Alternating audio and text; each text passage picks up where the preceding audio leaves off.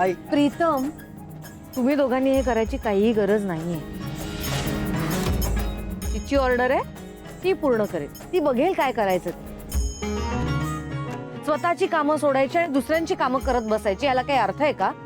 तुला ऑफिसला जायचं नाहीये का? बघ म्हणजे आपल्या बिझनेस मध्ये लक्ष घालता येतंय का? लक्षात ठेवा प्रीतम, तू ऑफिस सोडून दुसरीकडे कुठेही जायचं नाहीयेस, हे मी तुला आत्ताच सांगून ठेवते. बाजारात वगैरे काहीही जायचं नाहीये. आणि प्रिया, मी तुला नाही सांगणार बाजारात जा किंवा नको जाऊ, हे बरोबर आहे हे चूक आहे, ते तुझं तू ठरव. फक्त एवढंच लक्षात ठेव की किर्लोस्करांच्या सुना ह्या अशा बाजारात जाऊन भाजी घेत नाहीत. हे कसं दिसणार आहे ह्याचा तू विचार आणि मग ठरव काय करायचं. प्रिया, प्रीतम, अहिल्या म्हणते ते बरोबर आहे. म्हणजे किर्लोस्करांची सून कधीच बाजारात भाजीपाला आणायला गेली नाहीये. खरंच.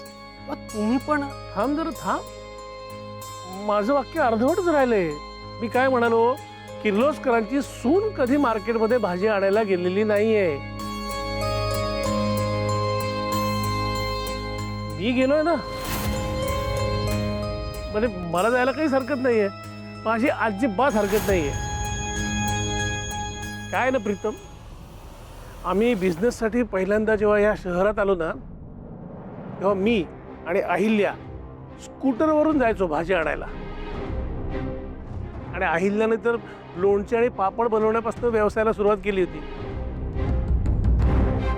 हळूहळू व्यवसाय वाढत गेला आणि मग हे साम्राज्य उभं राहिलं ना. त्याला बराच वेळ लागला.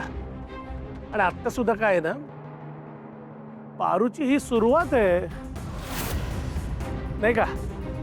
आणि त्यावेळेला मी माझ्या बायकोला साथ दिली, तशी आता पारूला साथ देईन ना. काय एकमेकांना मदत केलीच पाहिजे, त्याच्याशिवाय बिझनेस वाढणार नाही, नाही का. माझी काही हरकत नाही. काय आहे ना, किर्लोस्करांच्या सुना खूप जिद्दी आहेत रे. चल चल, मी येतो तुझ्यासोबत. चल ये, चल.